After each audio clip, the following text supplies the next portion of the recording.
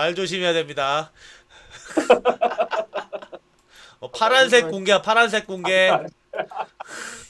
시민들이 정권을 잡아 시민들을 배불리자 시정잡배 제25회 방송을 시작하겠습니다. 청취자 여러분 안녕하세요. 저는 영철입니다. 네, 길교주입니다. 네, 안녕하세요. 노원입니다.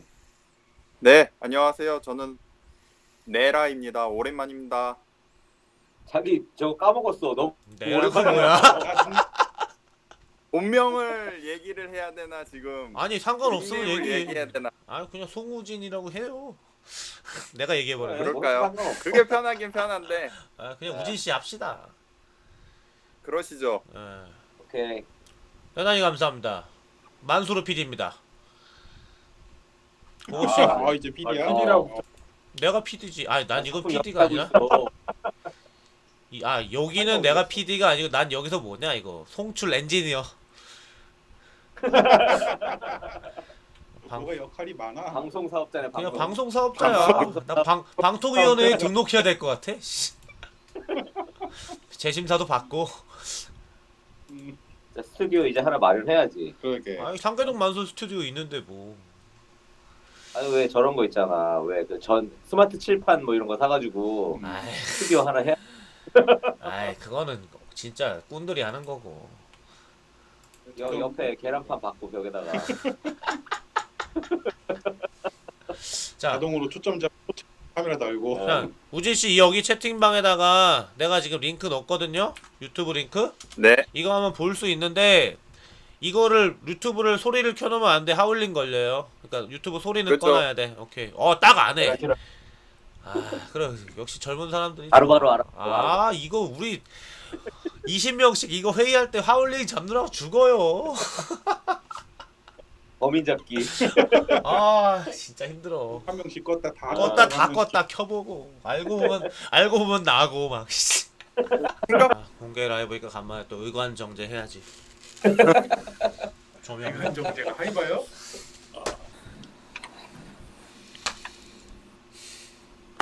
야, 저 선글라스까지 끼니까 역시 딱 중동의 모래바람. 테슬라 먹어. 지난주에 테슬라만 짧게 한번 하셨잖아요. 자율주행 관련해서. 네. 그거 보니까 언론 찾아보니까 그 말씀하신 그 있잖아요. 테슬라 자율주행이 아니다. 자율주행이지. 근데 자율주행인데. 이제 5단계가 아니다. 막 이런 얘기 하셨잖아요. 그러니까 실제로 그런 기사가 또 있더라고. 독일 같은 경우 같은 거 같고. 그러니까 이게 그 자율주행이라는 단어를 쓰는 거에 조금 문제가 있지. 문제가 좀 있고 그 부분에 대해서 지난주에 시간이 좀 없어서 너무 네. 간단히 좀 이야기한 부분도 있고 이번 주에 그 테슬라가 2분기 실적을 발표를 했는데 4분기 연속으로 이제 흑자가 나서 사람들이 뭐 이제 S&P에 들어가려 많이 하는데 사실 여기 테슬라 흑자 난 거에도 조금 꼼수가 있어. 어떤 꼽수가 있나?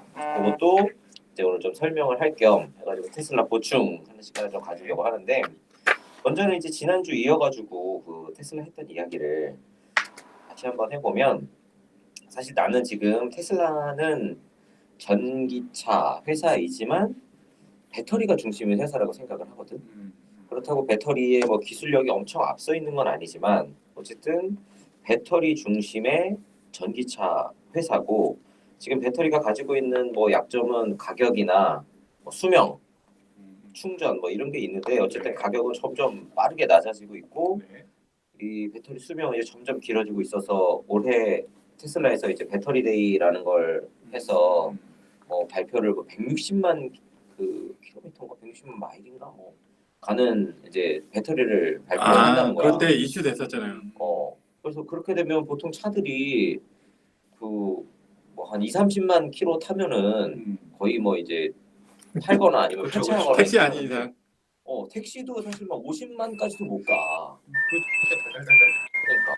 근데 이제 160만으로 만든다고 하는 거는 기존에 무슨 뭐 내연기관 그 마일석은 이제 비교도 안 될 정도로 수명이 길어진다는 건데 네, 네. 사실 이것도 진짜로 될지 안 될지는 몰라. 일론 머스크 같은 경우 뻥을 너무 잘 치니까 사실 말로는 이제 그게 나온다고 이렇게 이야기를 하고 있고 중국 회사하고 이제 같이 협업해가지고 한다 네. 이야기를 하고 있어서 배터리 회사로서의 강점은 어쨌든 계속 가지고 있는데 여기에도 또 한 가지 위험성이 존재를 하는 건 테슬라가 가지고 있는 배터리 기술이 최신의 기술이 아니야. 사실 사실 지난 건가요? 그럼? 그치. 최신의 기술은 한국에 있는 뭐 그 LG화학이나 네, 네. 삼성 SDI나 SK 쪽의 기술이 조금 더 낫다라고 시장에서 이야기를 하거든. 이런 최신 기술이고. 근데 테슬라 같은 경우에는 살짝 이전 기술, 그러니까 뭐 파나소닉이나 중국 회사들하고 합작을 하면서 굉장히 대량의 이제 배터리 생산 체계를 가지고 있는데 이걸 통해서 저가의 배터리를 대량으로 공급한다라는 전략인데 지금 배터리가 워낙 빠르게 발전하고 있어서 그렇죠. 만약에 진짜 1, 2년 후에 완전 이제 새로운 차원의 배터리가 나오게 되면 진짜 이건 똥 되는 거거든. 그렇죠. 삼성이었나요? 그러니까 고체 연료였나? 고체 배터리 그 얘기도 한번 기억이 나거든요. 기사가 한번 나. 어쨌든 그래서 이게 현재 배터리의 강점을 가지고 있고 대량 생산을 막 체계를 갖춰가고 있지만 이게 잘 또 다른 리스크가 될 수도 있다라는 생각이 들고 또 지금 일론 머스크가 어쨌든 마케팅을 엄청 잘해가지고 그렇죠. 테슬라 엄청 팔고 있단 말이야. 배우고 근데 싶다. 그 마케팅. 그건 배울 수 있는 게 아니야. 그거는 그 뱃속에서 가지고 나온 거지. 약간 트럼프 같은 건가? 트럼프도 약간 느낌이 왠지 뱃속에서부터 가지고 나온 것 같은 그런 느낌이 있어가지고. 뭐에 태어날 때 이거 털면서 나와? 충분히 그럴 것 같던데 뭐. 어쨌든 지금 이 테슬라의 전기차의 포인트는 내가 볼 때 세 가지 정도라고 생각해. 네. 예쁜 거, 빠른 거, 오래 달릴 수 있는 거. 근데 이 세 개의 포인트도 사실 전기차 치고 예쁜 거고 근데 빠른 거는 물론 내연기관차보다 빠르니까 그거는 전기차들이 다 대부분 그렇죠. 아니야. 아니에요? 나도 그럴 줄 알았는데 오. 의외로 테슬라의 이 모터 어떤 제어 소프트웨어 기술이 굉장히 좋더라고. 그래서 지금 테슬라 같은 경우에는 그냥 모델 3나 이런 거 같은 경우에도 제로백이 3초대 이게 나오는데 지금 저기 아우디나 그 BMW에서 나오는 차들은 3초 후반 4초 이렇게 넘어가더라고. 그 두 회사 이제 BMW나 아우디 전기차. 전기차 올해 이트론이나 이제, 아니면 i8이나 예, 여담인데 전기차도 F1 있는 거 아시죠? 네 있어요. 그 이게 라이브 대회 하잖아. 네, 봤는데 재밌더라고요. 중간에 무슨 뭐 차징해가지고 더 빨리 달 수 있는 거. 네네. 그- 모터 그- 차징하는 거 있어요. 예. 옛날 그 애니메이션 같은 그런 느낌이에요. 사이버폭을요. 근데 원래 F1은 그 여담이긴 한데 그 이제 전기 F1 가기 전에도 그 전에 이제 가솔린으로 하는 내연기관에도 일종의 그런 있었어요. 차징해서 부스팅하는 게 있었어요. 그러니까 중간에 있다가 이제 완전히 넘어간 거죠. 하이브리드 약간 그런 느낌이었지. 네네네. 어쨌든 자, 테슬라 차가 지금 사람들이 예뻐하고 열광을 하지. 왜 저 마이크 꺼졌어? 왜 꺼졌지? 자, 잠깐만. 어. 지금 동접 5명 됐어. 의식해 주세요. 오. 세 명이 세 명이 들어온 거야. 대단히 감사합니다. 테슬라의 차가 지금 예뻐 보이지만 네. 기존에 이제 전기차가 너무 못생겼었으니까 거기에 비해서 테슬라가 지금 그쵸, 좀 예쁜 늘씬하게 나왔죠, 테슬라가. 모형인 거지. 자동차 치고는 조금 이상하게 생겼어. 결국은 껍데기잖아요. 아니 그 사람들은 껍데기 보고 사니까. 그렇긴 하죠. 그래서 지금 이 예쁘다, 뭔가 새롭다 하는 느낌은 기존의 완성차들이 진짜 본격적으로 전기차를 쏟아내기 시작하면 계속 경쟁력을 유지할 수 있을까? 그거는 조금 의문이고. 테슬라 예쁘다니까 그 사이버 트럭 생각나요. 그건 좀 전화. 근데 빠른 거는 나는 사실 이번에 아우디하고 뭐 BMW의 전기차가 나오면 바로 비슷한 정도의 급을 뽑아낼 줄 알았는데 지금 사실 가격은 9천만 원 거의 1억 가까이 되는데 성능은 모델 3만 못하더라고. 근데 그 럭셔리 슈퍼카도 전기 모델을 내면 그것도 엄청나지 않나요? 타이칸은 엄청나지. 그러니까요. 포르쉐 타이칸 같은 경우에는 지금 테슬라 정도의 성능을 뽑아내는데 문제는 가격 수입이야. 그렇죠. 그거는 같은 비교를 하면 안 돼. 그렇죠. 그렇죠. 어. 카테고리 자체가 다르죠. 걔네도 그건데 수작업 아니에요? 그렇지. 똑같은 수작업. 그 수작업인데 조금 이렇게 질이 다른 수작업. 한 단계 그렇죠, 세 단계 그렇죠. 정도. 아니 그 세 단계도 너무 기분 나빠하지 않을까? 어쨌든 명품이니까. 어쨌든 예쁜 것도 이제 내연기관 차들이 남지 본격적으로 이 전기차를 만들기 시작하면 사실 그 유지하기 어려울 것 같고 빠른 거는 모터 관련 이 제어 기술이 생각보다 좋은 것 같아요. 그래서 이 부분은 오래 갈 것 같은데 문제는 이 테슬라는 자동차를 만드는 회사가 아니다 보니까 네. 모터 제어는 뭐 그 어떻게든 자기네가 가지고 있는 것 같은데 차량의 이 무게중심 설계나 이 조향에 있어서는 기존의 완성차 업체들의 그 기술력을 못 따라가요. 근데 차의 본질을 완전히 어. 본질의 기능을 못 한다는 얘기잖아요. 그렇게 따지고. 그렇지. 근데 사실 또 일반 사람들은 차를 막 이 한계까지 그렇죠. 아무래도 몰아치면서 그럴 운전하지 일이 없죠. 않거든. 그렇죠. 근데 그 차이를 잘 몰라. 그래서 음. 급가속을 하거나 급커브를 하거나 뭐 이런 때에만 그런 이제 뭐 무게중심 이런 문제가 나타나는데 그 일반인들은 사실 모르고 우리나라 잘할 것 같은데. 맞지? 서울 같은 경우에는. 그래 그럴 수도 있지. 아 그게 근데 이게 그 보통 그 랠리 있잖아. 네. 경주하는 데에서 네네, 모델 서킷에서. 3나 서킷에 들어가서 그 이 운전 그 선수들 네, 레이서들이 하면 운전한 그 영상들을 보면 코너나 이런 거는 너무 불안하다는 거야. 무게 중심이 안 맞아서. 근데 토크가 그 모든 걸 다 그냥 씹어먹어 버린대. 그래서 랩을 돌면 기록이 한 1초 정도는 빠르더라고. 와. 내연 기관 거의 뭐 차보다 직선에서 다 만회해 직발에서 그냥 다 그 만회를 해버린다는 거야. 대단한 그래서 건데 그 정도. 이게 테슬라가 차량으로서 완성도가 높지는 않지만 이 토크 높은 걸로 그런 빠른 속도의 경쟁력을 엄청나게 가지고 있어서 확실히 전기차 모터 힘이 그러니까 제가 엊그제인가 이제 유튜브를 보다가 전기 버스 있잖아요. 한국 화이바 거기가 이제 거기 화이바가 그거잖아요. 하이바 만드는 애들인데 거기 이제 버스 만들던 애들이 분사를 해서 에디슨 모터스를 만들었는데 전기 버스를 서울시나 이런 데 납품을 해요. 근데 이 모터 토크가 람보르기니 2대 분량이더라고요. 토크만 보면. 버스는 진짜 그 정도를 해야 끌겠지. 무게가 워낙 무거우니까. 어쨌든 그래서 빠른 거는 그래도 생각보다 이 모터에 대한 경쟁력이 있어서 내연기관 차들은 엔진에 대한 경쟁력이 있는 건 모터에 대한 경쟁력이 아니어서 이거는 그래도 생각보다 조금 더 갈 것 같긴 해. 근데 이제 오래 달릴 수 있는 거. 지금 아까도 처음에 이제 배터리 이야기하면서 얘기를 했지만 이 한 번 충전으로 오래 가는 그 거리 이것도 문제지만 우리 이 스마트폰 사용하면 사실 2년, 3년 쓰면 점점 배터리 떨어지죠. 효율이 떨어져서 나중에는 이제 배터리가 쓸 수 없는 지경까지 되는데 차량의 배터리도 사실 성분이 같으니까 같은 양상을 보일 가능성이 굉장히 높단 말이에요. 그렇죠. 근데 지금 사실 전기차에서 배터리가 차지하고 있는 가격이 많이 높으니까 이런 부분에 대해서도 조금 부담이 될 수 있지. 타는 사람들 입장에서는. 또 잠깐 뭐, 게스트 불러놓고 너무 말을 안 시키는 거 아니야? 지금 화면에 게스트가 지금 나온 지가 10분이 넘었는데 고개만 끄덕거리고 있어. 어떻게 할 거야? 무슨 차 몰아요? 마지막이거든. 저는 뉴스 하면 BMW요. 같이 뚜벅이라서 BMW라고? 뭐 아, 일단 한마디 뚜벅이라. 했으니까 가시죠. 아니 방송이 된다는 건 보여줘야 될 거 아니야. 지금 시청자가 줄었어. 빨리빨리 들어와. 그러니까 얘기해. 하세요. 어쨌든 지금 그 테슬라 같은 경우에 주행 거리가 뭐 400km 넘고 굉장히 길잖아. 그렇죠. 근데 사실 이게 테슬라가 막 엄청 효율적으로 배터리를 써서가 아니라 배터리를 많이 갖고 다녔어요. 그동안 이제 밑에 이제 그 뭐죠 프레임 밑에 이제 까는 아니 내가 그거를 봤어요 이미지. 어. 엄청 깔았던 거 막 밑에다가. 로켓 배터리 한 1000개 갈고 다니는 건가? 더 되지. 그렇지. 촉촉하게 쫙 깔아먹어요. 근데 이게 사실 까는 것도 기술이야. 그러니까 무조건 많이 가지고 다녀서 할 수 있는 거면 다른 데들은 왜 안 해? 라고 하면 다른 데들은 그만큼 넣는 기술이 없는 거야. 그 반도체 적층 기술 같은 거구나. 약간. 테슬라는 분장을 제대로 쓰는 거지. 그렇지.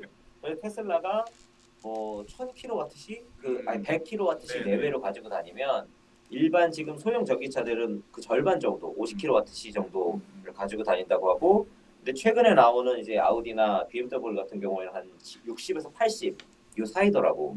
근데 주행 거리는 비슷하거나 살짝 짧아. 그 이야기는 테슬라는 배터리를 많이 갖고 다니고 흥청망청 써 배터리를. 근데 효율이. 이 기존의 내연기관 차들은 배터리를 최대한 적게 가져가면서 키로수를 늘리는 방식으로 계속 가고 있어서 지금 전기차가 본격적으로 나오기 시작하는 2023년 정도가 되면 지금 테슬라가 가지고 있는 주행거리 경쟁력이 굉장히 이제 경쟁력이 아닌 게 될 가능성이 나는 높다고 보거든. 그런데 지금 테슬라가 지금의 테슬라 차량을 대량 생산하는 체제를 막 갖추고 있고 중국에는 이제 작년 12월부터 그 테슬라 뭐 모델 3하고 모델 Y 생산을 하고 있고 지금 베를린에도 짓고 있고 네덜란드에도 짓고 있고 또 저기 뭐야 그 오스틴 옆에 거기에도 이제 새로 짓겠다라고 이야기를 하고 있어서 텍사스도 얘기 나오지 않았나? 그러니까 이번에 텍사스가 오스틴이겠지. 그 옆에 이제 짓는다라고 나온 거고. 근데 사실 테슬라는 차량을 만들던 제조 회사가 아닌데 그렇죠. 지금 제조 회사로 변신을 하고 있거든. 그래서 사실 이게 굉장히 나는 리스크가 큰 부분이라고 생각을 하는 거야. 근데 이렇게 이야기를 하면 사람들은 테슬라는 제조도 하고 소프트웨어도 하고 전부 다 한다. 그래서 테슬라가 이제 뭐 지금 1,000, 2,000 거의 넘어서 4,000, 5,000까지 간다. 그리고 애플이 했던 것처럼 그 전화기 회사가 아닌데도 전화기를 경쟁력을 가지게 된다. 이렇게 주장하는 사람들이 있는데 사실 애플은 전화기를 제조하는 업체가 아니야. 그렇죠. 전화기를 설계하고 이거 소프트웨어를 만들고 그 에코시스템 생태계를 구축하는 회사지. 그래서 나는 진짜 테슬라가 자동차를 만드는 회사가 아니라 모빌리티 서비스를 하는 회사가 되면 애플처럼 될 수 있다라고 봐. 근데 테슬라가 지금처럼 자동차 제조 회사가 되겠다라고 공장을 짓고 하면 나는 망할 가능성이 굉장히 높아질 거라고. 그래서 애플하고는 완전히 다르다. 그리고 애플은 전화기를 만든 게 아니야. 들고 다니는 컴퓨터를 만든 거지. 스마트폰인 거야. 그렇죠. 사실 지금도 그 삼성 전화기하고 애플 전화기 성능만 놓고 보면 삼성 전화기가 더 잘 터져. 특히 애플은 그 엘리베이터에서 안 터지거든. 근데 그 택배하는 아저씨들은 엘리베이터 안에서도 진짜 꺼지지 않고 안드로이드 쓰는 아저씨들은 계속 통화한단 말이야. 근데 애플은 무조건 끊어져. 그러니까 전화기의 성능에 있어서는 사실 지금도 경쟁력이 없어. 아이폰은. 하지만 전화기는 이제 부수적인 수단인 거고. 단말기로서. 그치. 단말기로서 컴퓨터, 손에 들고 다니는 컴퓨터로서 경쟁력을 가졌기 때문에 애플이 아이폰이 살아남은 거고 테슬라도 자동차로서 승부를 보는 게 아니라 그 모빌리티 서비스 네. 그쪽에 이제 치중을 해야지만 경쟁력을 가질 수 있는 건데 이게 지금 좀 방향이 틀렸다. 특히 이 모빌리티 서비스가 되려면 자율주행을 완성을 해야 되는데 테슬라의 이제 일론 머스크는 올해 그 5단계 네. 간다. 로보택시 간다. 올해 안에.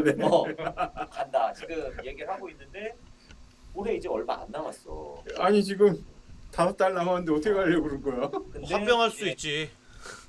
아, 근데 이제 사와? 사든지 뭐 합치든지. 그 이야기가 뭐냐면 테슬라의 자율주행 시스템은 신호등을 분간하기 시작한 게 올해 4월이야.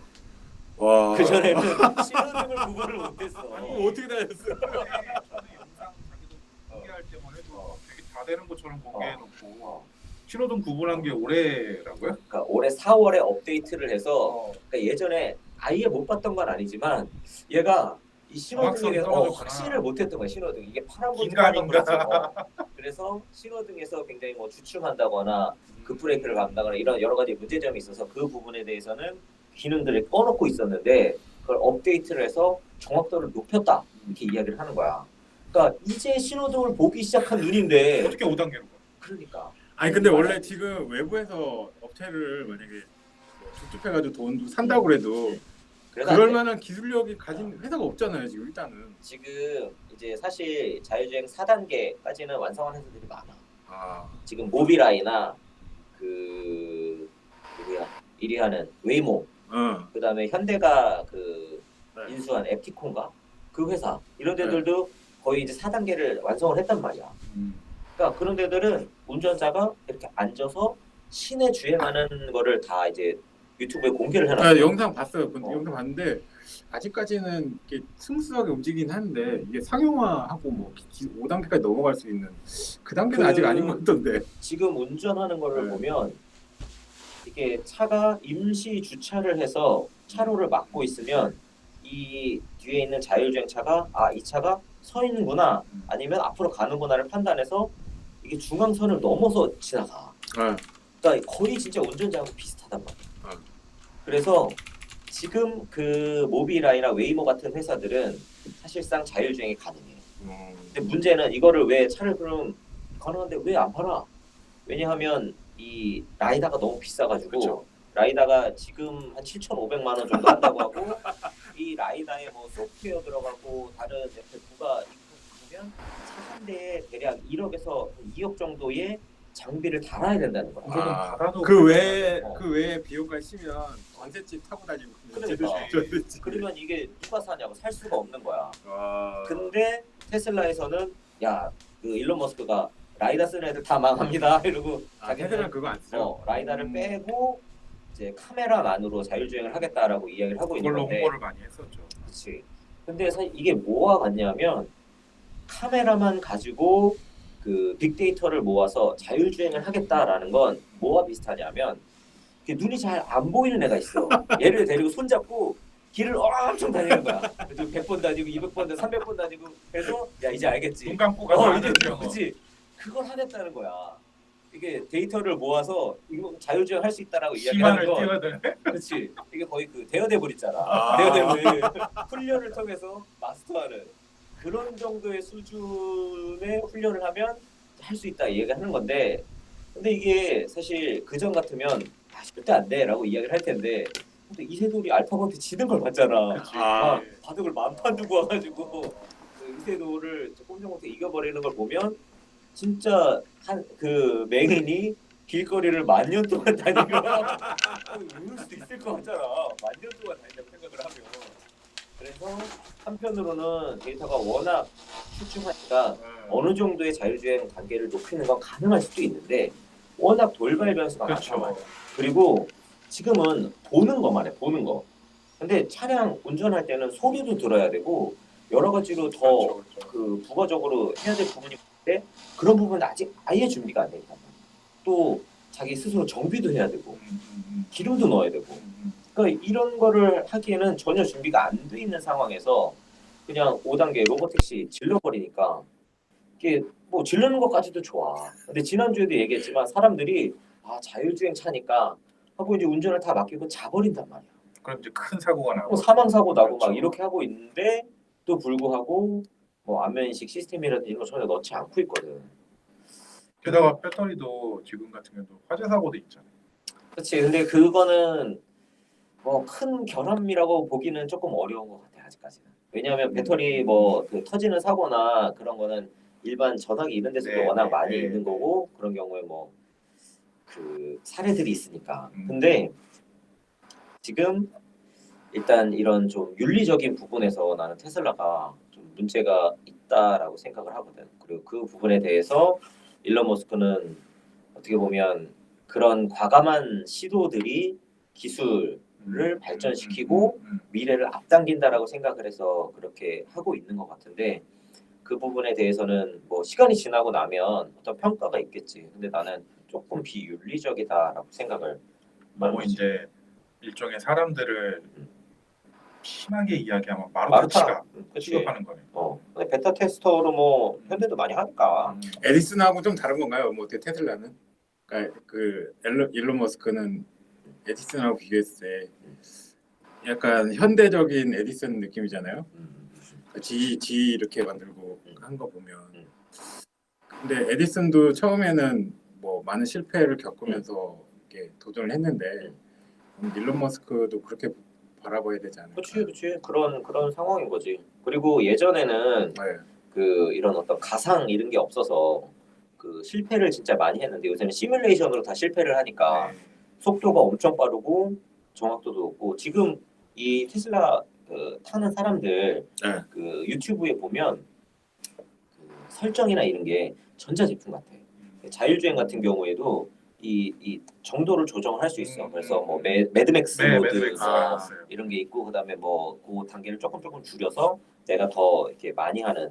그러니까 합리적인 소비자는 위험하지 않게 이걸 합리적으로 소비할 수 있는 여건이 준비가 되어 있는데, 물론 그런 부분은 굉장하다고 봐. 왜냐하면 기존 차량에 전혀 볼 수 없었던 그렇죠. 컨셉이니까. 근데 사실 너무 자극적으로 마케팅을 해서 문제는 사람들이 이제 맹신하게 만들고 과신하게 만들어서 이렇게 생명을 잃는 사고까지 이어지니까 이런 부분은 이제 좀 문제가 있다라고 생각을 하는 거고. 근데 뭐 어쨌든 나도 뭐 올 하반기부터 모델 Y가 나온다고 하는데, 모델 Y가 나오면 타보고 싶어. 살 수 있으면 사고 싶고. 그래서 이게 뭐 테슬라가 뭐 1, 2년 내에 금방 폭삭 망한다 그렇게 보진 않아. 하지만 장기적으로 봤을 때는 애플처럼 되려면 컨셉을 이제 완전히 바꿔야 된다라는 거지. 지금 하는 방향성은 내가 볼 때 리스크가 너무 커서 자칫하면 이제 한 방에 훅 갈. 만약에 그 애플이 스티브 잡스가 그 은퇴하고 나서도 좀 잘 나가고 있잖아요. 그 기존에 스티브 잡스가 했던 어떤 혁신이나 뭐 네, 그런 걸 이어 나가고 있는데 만약에 일론 머스크가 자기가 회장직을 그만두고 나와서 했을 때도 그 안될 테슬라 것 같아. 아, 테슬라. 테슬라 있고 일론 머스크 그치. 그런 느낌인 어, 거예요. 어. 그러니까 그 일론 머스크가 사실 지금 테슬라가 가지고 있는 거는 한 30밖에 없는데 네. 이거를 늘려서 지금 100으로 맞춰 놓은 거야. 아, 그래서 일론 머스크가 빠지면 사실 이거는 그냥 쭉 뭐 크게는 50이나 아니면 30 정도까지 확 줄어버릴 거라고 보고. 사실상 혼자서 끌고 온 거네요. 그렇지. 멱살 잡고 끌고 오듯이. 특히 이제 마케팅 판매를 다 한 거야. 지가 전 세계 다니면서 판 거야. 아 그래서 어. 그래서 그 차파리들이 없는 거구나. 그러니까 이번에도 사실 테슬라가 굉장히 그 성적이 좋았어. 매출도 2분기에만 60억 달러 정도 나왔고 그 순이익 같은 경우도 1억 달러 정도 와. 나왔단 말이야. 근데 다른 차 회사들은 판매량이 다 마이너스야. 지금 2분기에. 근데 테슬라만 20% 증가했어. 그러니까 이게 어마어마한 거지. 사실 테슬라도 캘리포니아 그 공장 막 폐쇄되고 이렇게 네, 해가지고 되게 그 테슬라가 야 우리 그냥 공장 열 거야. 어떻게 하거나 말거나 우리 실패해가지고 잘 안 된다 막 협박하고 해가지고 공장 그냥 열었단 말이야. 그 락다운 조치가 있는데도 어쨌든 그렇게 여차저차 해가지고 지금 상반기에 사실 가격도 인하를 했어. 기존의 가격보다. 그래서 사람들이 생산도 몇 주 쉬었고 가격도 떨어졌으니까 무조건 매출 줄고 이익 준다라고 했는데 웬걸 상하이에서 전기차 엄청 만들어가지고 엄청 팔았네 중국에. 그래가지고 중국에 지금 18만 대인가 어쨌든 상반기에 팔렸다고 하고 근데 중국에서만 판매되는 물량이 엄청나더라고. 중국의 중국이 지금 지금 1위야, 전기차를 그 몇만 대더라. 하여튼 그 목표가 있어요. 그 목표에 같이 해가지고 이렇게 아마 그럴 거예요. 걔네 그 내연기관 환경 오염 심해졌을 때 아마 그때 세웠던 거죠. 네, 그 계획에 맞춰서 전기차를 하고 있는데 테슬라가 어느 정도 좀 득을 본 거죠. 어떻게 보면. 어쨌든 테슬라가 지금 판매량 1위더라고. 2019년도 기준으로 원래는 BYD하고 어디가 네. 그 위에 있었어. 네. 근데 테슬라가 2019년도에 이제 판매 1위로 올라가 버려서 깜짝 놀라면서 중국 시장을 잡는 전기차 회사가 전 세계 전기차 시장을 먹으니까 지금으로서는 테슬라가 뭐 압도적인 위치에 있는 이게 거지. 그래프를 보면 전기차 판매량 그래프를 보면 이렇게 각 나라마다 이제 누적된 그 대수가 있는데 이렇게 오다가 갑자기 맨 1등에서 쭉 올라가. 맞아. 테슬라가 그게 압도적이야. 중국이 거기서 만약에 테슬라 거기서 1등했다면 테슬라 실적이 이렇게 그만큼 많이 올라간 거겠죠. 어쨌든 이번에 그 지난 2019년 3분기부터 해서 4분기 연속으로 흑자를 냈어. 네. 그래서 이 4분기 연속 흑자를 하면 이 S&P 500에 들어가는 여러 조건들이 있는데 사실 테슬라가 이 흑자를 못 내가지고 못 들어가고 있었는데 4분기 연속 흑자를 내면서 이제 S&P 500에 들어갈 수 있겠다라고 해서 사람들이 막 기대해 보고 있었는데 폭락을 했네. 그래가지고 어쨌든 사람들이 좀 멘붕에 빠져 있는데 기술주들이 다 폭락을 했어. 다 성적들도 괜찮았는데도 불구하고 이게 폭락을 한 게 아마 이제 기술주에 대한 이미 시장의 심리가 그 전에 반영이 돼서 가격이 이미 올라가 있는 상태고 그 결과를 확인하고 나서는 오히려 좀 빠진 것처럼 부품이 빠진 느낌. 보여지는 것 같고. 근데 지금 테슬라가 이번에 흑자를 낸 게 사실 차를 팔아서 영업이익을 내긴 했지만 순이익에서는 적자야. 무슨 이야기냐면 차를 만든 비용하고 판매한 비용에서는 이익을 냈지만 거기에 뭐 금융 비용이라든지 세금이라든지 여러 가지를 다 합치게 되면 마이너스야. 그런데도 이번에 그 1억 달러 이상의 흑자를 낸 건 얘네가 그 레귤레터리 크레딧, 그러니까 이게 탄소 배출권 판매를 해서 돈을 번 거야. 탄소 배출권을 근데 얼마나 팔았냐 하면 거의 5억 달러 정도를 팔았어. 그러니까 이 탄소 배출권 판매를 못했으면 한 4억 달러 정도를 적자를 낸 건데 탄소 배출권을 팔아서 지금 흑자를 낸 거야, 순이익을. 그러면 탄소 배출권도 어쨌든 테슬라가 파는 건데 이게 그 테슬라의 그런 경쟁력이 아니냐라고 생각을 할 수 있는데 지금 테슬라가 탄소 배출권을 팔 수 있는 건 각 이 자동차 완성차 메이커들이 이 친환 그 탄소 배출권 평균 탄소 배출권 제한이 있어. 네네. 그래서 이 탄소 배출권을 맞추려면 일정 비율 이상의 전기차를 팔아야 돼. 근데 지금 당장 뭐 이 전기차를 팔 수 있는 여건이 안 되면 팔 수가 없잖아. 그렇죠. 그러니까 테슬라한테 이 판매량 수치를 사오는 거야. 얘네가 이제 40만 대를 팔았습니다라고 하면 너네한테 10만 대 팔게. 대신 얼마 줘. 너네가 10만 대 판 거로 해. 하고 돈을 받는 거야. 테슬라는 어차피 다 전기차니까 그렇죠. 빵이야. 탄소 배출이. 그렇기 때문에 이걸 팔 수가 있는 거야. 그래서 이렇게 파는 게 그 여러 회사들이 만약에 요구를 하면 이 탄소 배출권의 가격이 이게 정액으로 정해져 있는 게 아니라 점점 올라간다. 시세에 따라 어. 달라지겠네. 그래서 작년에는 시가야 시가. 이게 분기에 1억 달러 정도밖에 안 됐어. 근데 이게 4배가 뛴 거야. 그러니까 이번에 완전 대박이 난 거지. 그리고 내년에는 이 탄소 배출권에 대한 규제가 더 높아져서 아마 가격이 더 뛸 가능성이 있다라고 하는데 문제는 이제 올해서부터 완성차 업체들이 조금씩 전기차를 내기 시작해. 그리고 2023년 정도가 되면 이제 뭐 20몇 정씩 낸단 말이야. 각 회사에서. 그렇게 되면 굳이 탄소 배출권을 살 이유가 없어지는 거야. 완성차 그렇죠. 업체들. 왜냐면 우리도 만들고 있으니까. 그러니까. 그렇게 되면 사실상 이 먼저 순이익을 뭔가 보조해 주던 이 수단이 없어지게 되는 거지. 그러면 2년 내에 테슬라가 자동차만 팔아서 순이익을 낼 수 있는 수준까지 올라가야 되는데 물론 뭐 많이 팔고 잘해서 잘하겠지. 내가 걱정할 건 아닌데 지금 야 테슬라가 이제 완전히 완전적으로 차를 판매해서 이득을 내는구나라는 건 아직 아니라는 거지.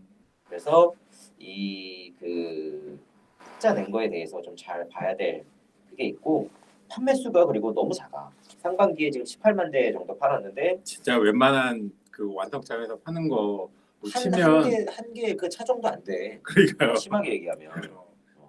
그러니까 토요타나 포커 같은 경우에는 1년에 한 1,000만 대씩 판단 맞아요. 말이야. 현대도 한 700만 대 정도 팔고 현대도 많이 팔 때는 막 900만 대 가까이 갔었다. 그렇죠.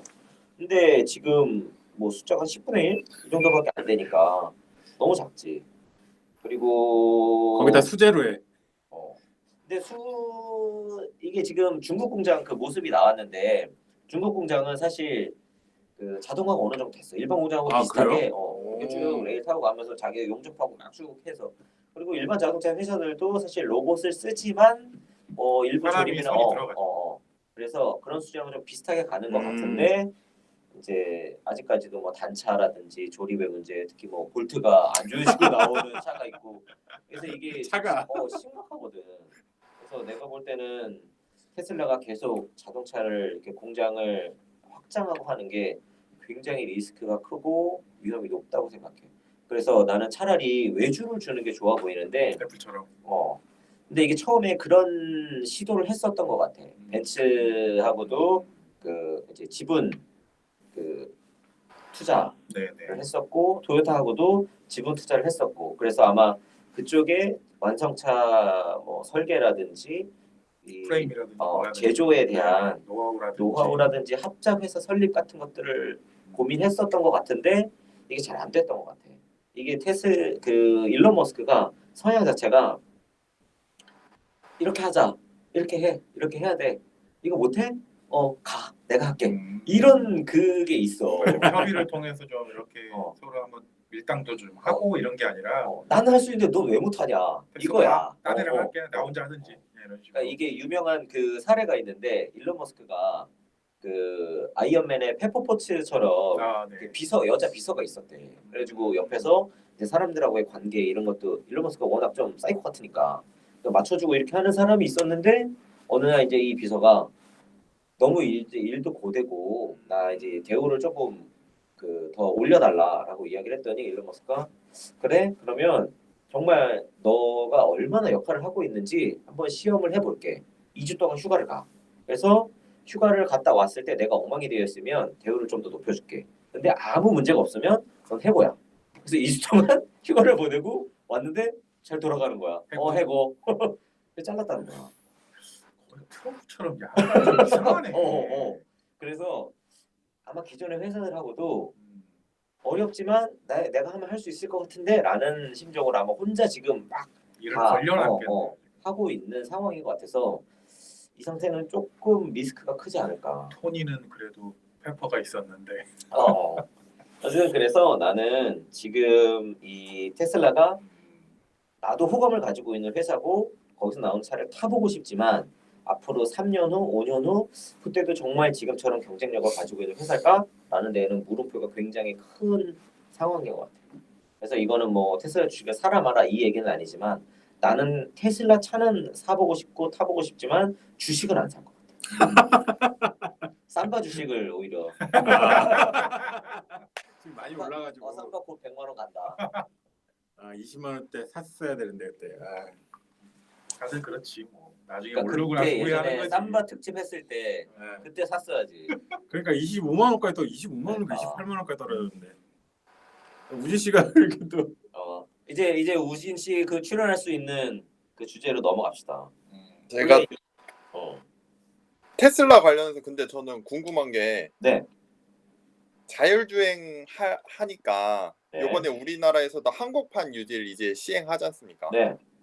그러면서 이제 AI 칩을 이제 우리 삼성하고 이런 쪽에다 지금 맡겨가지고 개발을 네. 하는데 네.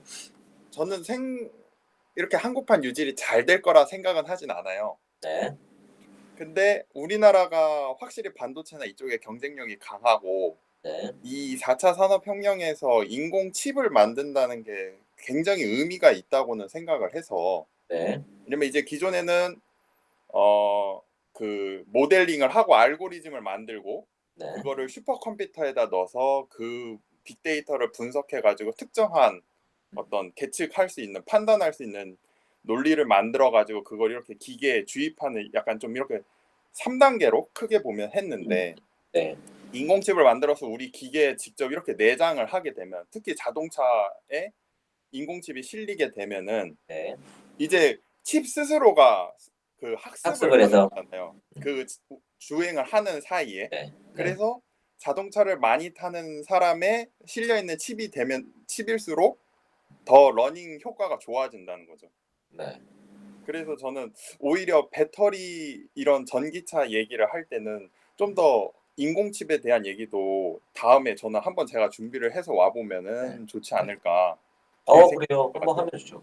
근데 이 자율주행에서 지금 가장 그 뭐라 그러지 핵심으로 꼽히는 부분이 라이다거든요. 라이다.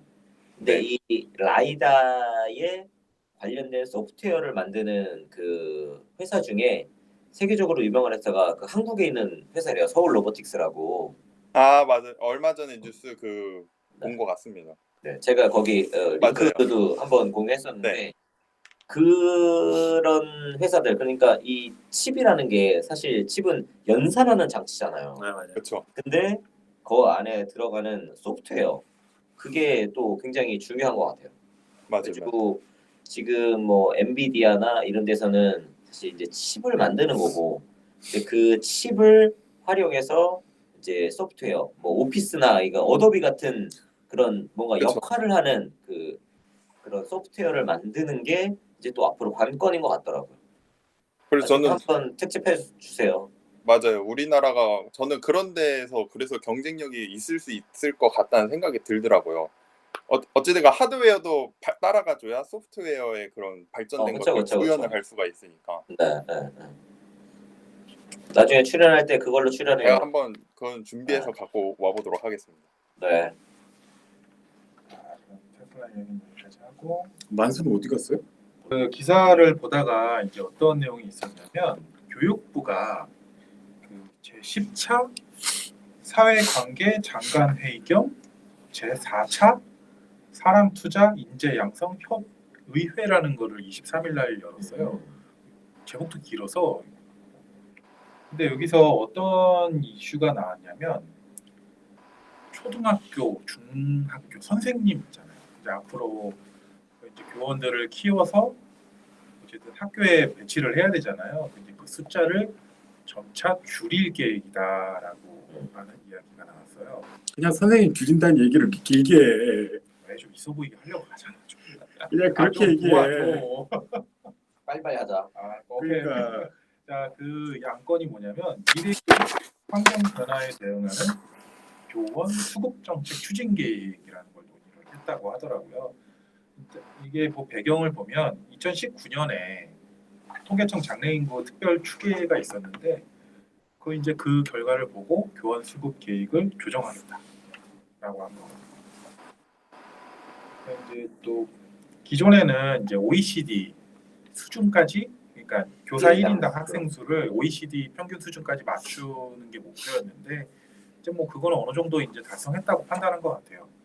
그리고 또 이제 지금 또 코로나 때문에 이제 이 코로나 사태가 끝나고 앞으로 학교가 이제 어떻게 달라질지 뭐 그런 것도 다 고려해서 이게 근데 사실 우리 어렸을 때 보면 저는 한 반에 오전 오후반도 한 적도 있고 네. 초등학교 때는 그치 맞아. 초등학교 때 오전 오후반 오전반 오후반이 되게 좋았어. 왜냐면 오전반에 집에서 계속 잘 수 있고 놀 수 그렇지, 있으니까. 그리고 고등학교 때까지 거의 한 반에 제가 이렇게 이게 번호를 하는데 54번까지 있었어. 54번. 그래 맞아. 저는 40 몇 번까지. 우리 많을 때는 60 몇 번도 있었어. 아니 강원도 이렇게 사례 많아요? 학교가 없잖아. 그러면 네. 이게 다 뭉치니까 어. 혹시 그 등교 시간 막 1시간 걸리고 이런 거 아니에요? 뭐 산도 장난하냐? 먹고 막 이런 내가 배 타고 다니긴 했다. 학교를. 그 우지 씨 때는 학급 많을 저 거예요. 때까지는 조금 많았어요. 그래도 초등학교 때 45명? 제 때가 아마 좀 끝물이지 않았을까 싶긴 한데 저희 초등학교가 전국에서 그 학생 수가 제일 많다고 하고 그랬었던 것 같아요. 시골이에요 혹시? 시골이죠. 인천 아. 옛날에 개발 안 되던 동네에 살아가지고 역시 학교가 없어서 뭘 역시야 역시는. 거기에 다 몰빵을 시키죠. 반도 13개까지 있고 그랬어요. 그렇죠 그렇죠. 엄청 큰 학교네. 반이 13개면. 그러니까. 그렇죠. 초등학교 6개 학년에 13개에다 45명씩 넣으면은 어마어마했죠 그때. 애들 출석 부르는 것만 해도 하세월이죠. 그러게. 그렇죠. 그렇죠. 근데 그때보다 이제 애들이 많이 줄었으니까 네. 선생님을 줄이는 건 당연한 거 아닌가요? 그 당연하다고 생각이 드는데. 지금 이제 그래서 보니까 공립 같은 경우에는 네. 지금 학급당 한 22명 정도 20명에서 22명대 요 사이라고 하더라고요. 애들이 평균적으로는 공립만 봤을 때는. 어쨌든 예전에 우리 이제 말씀하신 거에 비하면 거의 반토막 이상 난. 나는 여기 희한한 게 학급당 학생 수가 20명대인데 교사 1인당 학생 수는 16명, 15명이면 한 반에 선생이 한 명이 아니라는 이야기네. 아 이게 과목 선생이 있고 하니까 이렇게 나누나 보구나. 과목 선생님 따로 있어요 초등학교에. 아 이거 초등학교네. 초등학교만은 아니죠. 이거 어떻게 된 거야 그러면? 그 무슨 특별 만약에 학급당 학생 수면 한 학급에 있는 학생 수고 교사 1인당이면 학교에 있는 교사 그러니까 전체를 합쳐서 담임 선생님 외에도 다른 선생님이 많은가 보다. 아 요새 어. 여기 부산 지역에 교사하는 친구들 이야기 들어보니까 뭐 이제 이런 그 OECD 이런 거 해서 관련해서 하는 것 같은데 뭐 혁신 학교 이런 도입하는 몇 개 학교가 있대요.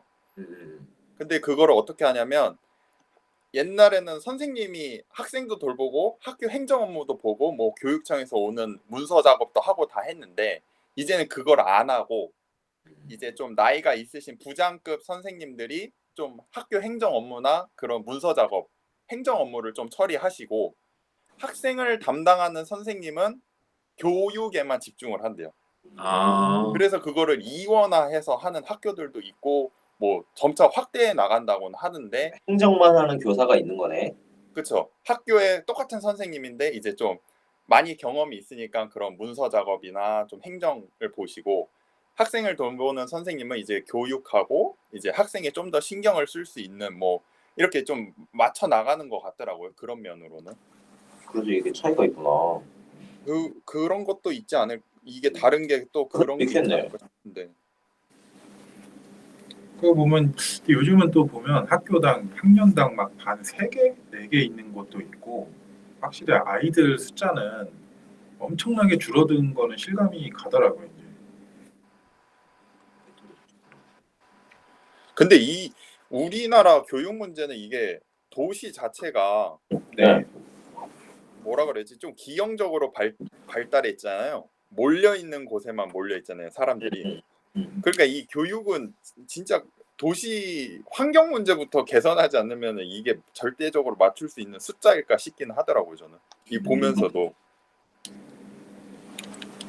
그 실제로 말씀하신 대로 교원단체 쪽에서는 이 내용이 나왔을 때 반응이 지역별 이제 특성, 지역별 편차도 고려해야 된다고 주장을 하더라고요. 그치, 당연히 그렇게 해야 되겠지. 도시 같은 경우는 과밀 학급은 또 계속 늘어날 테고 지금 이런 식으로 가면 시골은 어쨌든 학교도 점점 줄고 아이들도 없고 하다 보니까 농어촌은 학생 수도 줄고 하니까 이런 거를 좀 고려해서 좀 유연하게 선생님을 어떻게 뭐 배치를 하든 키우든 해야 되는 거 아니냐, 뭐 일괄적으로 하는 게 아니냐. 이런 근데 뭐 지금 선생들을 시골로 가라 하면 시골로 안 가는데 뭐 어떻게? 그렇게 하죠. 그렇다고 왠지 거기 있는 애들을 다 도시로 올려보낼 수도 없잖아요. 그리고 지금 시골에 있는 선생님들은 수도권으로 오고 싶어가지고 계속 그 신청하고 해도 자리가 안 나니까 못 오고 있는 상황이에요. 근데 선생님 뽑을 때 아예 수도권 선생님 정원 자체를 대폭 줄여야 되는 거 아니에요? 그렇지, 그렇게 해야지 사실. 사실은 이제 서울에만 지금 다 교원 그 시험을 다 서울 쪽으로만 보니까 선생님 되기 위해서. 근데 막 제주도 뭐 강원도 이런 데는 또 진짜 되고 싶은 친구들만 넣더라고요. 또 네, 보니까 그치. 주변에서. 그러니까 차라리 그쪽 정원을 경쟁력이 늘리고 낮은 수도권- 애들만 그쪽으로 지원을 하겠지. 그렇죠. 약간 좀 그런 약간 시작하는 단추부터 좀 잘 꿰는 게 필요할 것 같은데.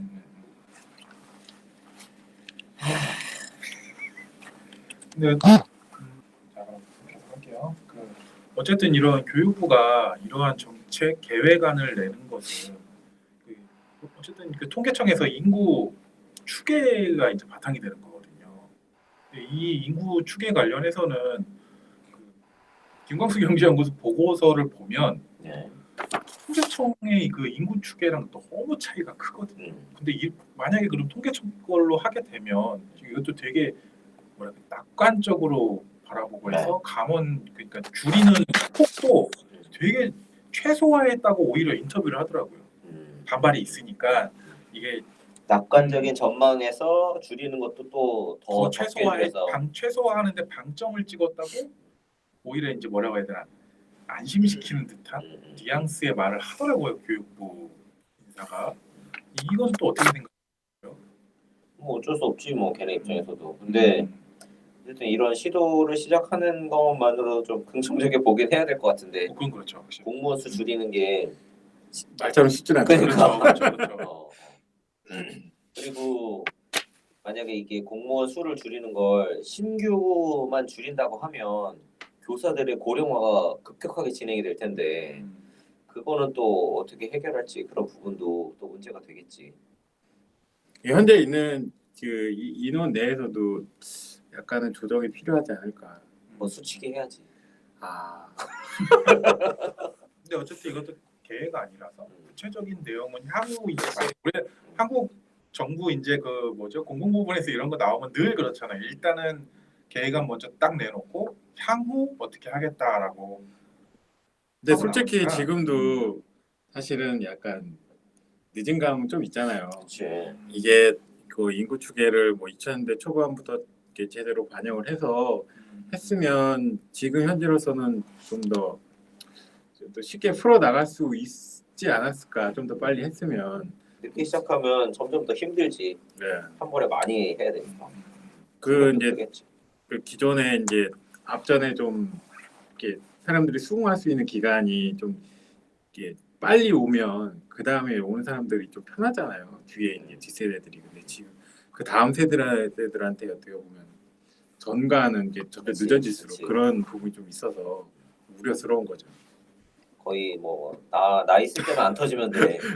폭탄 돌리기 하는 것도 아니고. 이게 이제 꼭 여기서만 있는 문제가 아니고 다른 데서도 계속 이런 문제들이 있다 보니까 그래서 그런 것 같습니다. 여기 보면 이제 앞으로 이제 학교가 어떻게 변할 거에 대한 예상은 전혀 없어요. 그러니까 어쨌든 말은 포스트 코로나라고 하지만 지금 특히 이제 온라인 원격 수업이나 뭐 그래서 이제 자체적으로 수업하는 뭐 이런 정도지 앞으로 그거를 거치고 나서 어떤 모습이 될 거라고 예측을 하고 그럼 우리는 그거에 대응해서 어떤 식으로 그려 나가겠다라는 건 없더라고요. 단순히 인구가 줄니까 일단 그거에 맞춰서 줄여 나갈 예정이다라는 정도까지 되어 있거든요. 근데 지금 다른 해외에서도 어떤 새로운 방식의 교육을 시도하는 케이스들이 되게 많은데 네. 처음에 여기에 대해서 되게 긍정적으로 바라봤다가 결과가 안 좋은 케이스가 좀 많이 있어서 그러니까 아이들의 어떤 지식에 대한 학습이 너무 이제 낮다거나 읽기 능력이 너무 떨어진다거나 그러니까 이게 어떤 감성적이고 이런 부분에 좀 초점이 맞춰 있어서 지식적인 측면이 너무 기본적으로 쌓아야 될 어. 지식이 있는데 도외시된다 그런 또 지적이 있기도 하고 근데 지금 우리나라뿐만 아니라 전 세계적으로도 뭔가 이제 사회가 급변하면서 교육이 바뀌어야 되는데 어떻게 바뀌어야 되는 건지에 대해서는 감을 잘 못 잡고 있는 그런 상황인 것 같고 또 우리가 뭐 독일 교육이나 뭐그 북유럽에 있는 나라들의 교육에 대해서 굉장히 이렇게 좀 좋게 생각을 하지만 잔상이 약간 그 나라들도 핀란드 같은 경우 그렇죠. 어떤 이 계급 체계 고착화 네. 라든지 뭐 부의 대물림 음. 이런 거에 대해서 또 자기네들도 스스로 문제가 굉장히 많다라고 지적을 하고 있어서 그래서 전 세계적으로 이 교육은 뭔가 바꿔야 되는데 어떻게 바꿔야 될지 아직 그 방향이 안 보이고 있는 상황이고 돌아온 만수르에게 한번 물어보죠. 엘리트잖아. 그렇지 엘리트 코스로 다 밟은. 그러니까 아, 지금 방금 돌아와가지고 지금 뭔 얘기하고 있었는지 모르겠어. 뭐 대사는 하셨어요. 내가 지금 엄마 집인데 엄마가 막 나가고 애들이 왔다 갔다 하느라고 지금 불안정한 상태에서 아까 또 뭐 테슬라 종말론은 졸리고 아 그 테슬라 종말론을 뭐 몇 번을 하는 거야. 알았어. 그래 안 사면 될 거 아니야. 아니야, 나는 살 거라니까. 아 사는데 뭐 갑자기 왜 교육 얘기를 하고 있어요? 우진 씨 불러서 뭔 얘기 하려고 그런 건데. 오지 씨 불러서 뭔 얘기 하려고 그런 거야? 우리 이것저것 다 얘기하려고 그런 거 아니었어? 근데 뭐 아무 얘기를 안 어째 해. 다 지금 시청자가 무려 9명인데 다 나가겠어. 이거. 아 근데 우지 씨가 다음번에 저거 하기로 했어. 뭐요? 자율주행 관련한 그 칩. AI. 발제 한다. 우리 로보틱스, 인공칩 뭐 이런 거. 아 뭐 좋은 건가 그런 거? 뭐 있어 보여. 일단 길마담님은 차 얘기 좀 이제 좀 쉬어야 돼. 이번에는 이제 맛보러 왔고 다음번에 본격 진출하신대 이제. 아 차 얘기는 졸려 진짜. 아니 내가 지금 우리가 무슨 얘기하고 있었냐면 뭐 교원 수 줄이는 에? 뭐야? 이야기가 나왔어요. 계획이. 아니 대본에 교사. 학교 선생님 줄인다고. 줄여야지. 그렇지 줄여야지. 아 근데 줄이는 건 둘째치고 지금 줄고 있지 않나? 더 줄인다고? 그거 다 저거잖아 공무원. 그렇죠. 그게 나랑 뭔 상관이야? 그러니까 엘리트의 입장에서 그렇지. 교육을 어떻게 해야 될 것인가. 그렇지. 아, 자녀 둘을 엘리트 아빠. 난 뭐 대학을 없애야 된다는 엘리트란 말 하지 마시고. 엘리트는 얼어 죽을. 엘리트가 뭐가 아쉬워서 이 짓을 하고 있나 주말에. 본인은 혜택 다 본 거 아니야? 엘리트로서? 뭘 봐요? 아니 혜택을 교육 혜택을 다 봤잖아 엘리트로서. 우리나라 그 뭐랄까 최상위를 다 밟아왔잖아. 아 무슨 소리 하냐고 지금. 주변인. 맞잖아. 강계동에서 그 정도면 대단한 인재야. 아이 상계동은 엘리트 된 다음에 왔고. 뭐야? 난 지금 상계동 사는 것도 감지덕지야. 도시빈민 출신이라서 상계동 살면은 부자 된 거야. 엘리트의 힘으로 상계동까지. 야. 여기까지 한계야. 나에게 이 이상을 요구하는 회장님 때문에 내가 지금 괴로워서. 아니 도대체 무슨 생각을 하는 거야? 아이 뭘 알 거 없고. 뭐, 그래 미래 교육 환경 변화에 교원 수급을 어쩌라는 거야. 근데 일단 이거는 뭐 현재 스코어 선생 뽑아놓은 걸 어떻게 할 거야? 공무원으로 뽑아놓은 게 잘못이잖아. 그렇지. 그 빚을 갚아야 되지. 지금 있는 선생을 자를 수는 없다고 봐요. 근데 새로 뽑는 건 좀 줄여야 된다고 또 있지만 지금 그거 선생 되려고 줄 서 있는 애들 얼마나 많아. 그러니까 갑자기 대학교 줄이다 그러면은 그거 지금 선생 되려고 줄 서 있는 애들 또 난리치겠지. 그치. 그럼 이런 시대에는 무슨 짓을 해야 되냐? 선생이 돼봤자 먹을 게 없다는 걸 알려줘야 돼. 어? 선생 돼서 뭐 팔자 고칠 일 있냐? 인간적으로 지금 없잖아요. 아 이런 한잔 해서 그런가 말이 막 나올라 그러네. 그만해. 그러니까 선생을 지금 뭐 1인당 학생 수 이런 거 필요 없이 싹 날리고 그래. 그만해. 내가 대학 폐지론 주장하는 그거 있잖아. 고등학교를 이렇게 좀 올리고 하는 거, 지역사회 학교를 대학화 시키는 거 그쪽으로 얹어야 된다고 보는 거죠. 아 몰라 얘기하면 큰일 나. 그냥 넘어가세요. 다음 얘기 듣고 다음에 제대로 참여할게. 돌 맞아. 마무리하고 넘어갑시다 다음 네. 주. 네. 근데 이 아까 이제 대학 뭐 이렇게 말씀하셨는데 그 보시면 요즘에 또 무슨 이야기가 있냐면 행정수도 이전 얘기가 또 나왔어요. 이게 원래 그 참여정부 때 나왔던 얘기잖아요. 그래서 실제로 세종시 세종 정부청사들 이제 실제로 이제 세종시에 옮기는 거죠. 그 이제 정책을 실행을 했고 청와대는 아직 남아 있고 국회도 여의도에 있긴 하지만 지금 그 얘기가 다시 이제 여당을 중심으로 나오고 있거든요. 이제 김태년 의원이 이야기를 했는데 주로 그 행정수도 이전을 제안을 하면서 국회 행정수도 완성 특별위원회도 구성을 하는 게 어떻겠다는 얘기까지 했어요. 근데 사실 이거 그때 어느 정도 합의 본 거 아니에요? 2004년 5년 그때 끝난 거 아닌가? 참여정부 때요. 네. 아니 헌법재판소에서 유현 네, 결정되니까 사실 이제. 관습헌법 네네. 미친 소리 진짜. 그래서 지금 여당에서는 야 헌법 바꾸고 가자. 아 이거 지금 야당에서 가자는 거 아니야?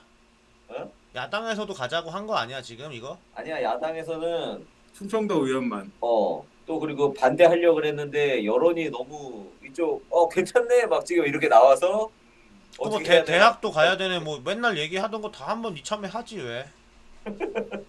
뭐 지금 하고 있어. 그러니까 합시다. 서울대 옮기자고. 서울대는 없애야지. 쪼개가지고 간다는데. 아니 그러니까 나의 대학 폐지론이 슬슬 이게 움직이고 있다니까 얘들이 나의 대학 폐지론을 본 거야. 대학 폐지론 특집 한 번 더 해야 되겠다. 아 이거 진짜 한 3일 특집 할 수 있어. 3일 연속 라이브. 72시간 라이브. 그 다음 주에 게스트하고 대학 폐지 특집 한 번 하자. 대학생이니까. 대학 폐지론? 아 좋아.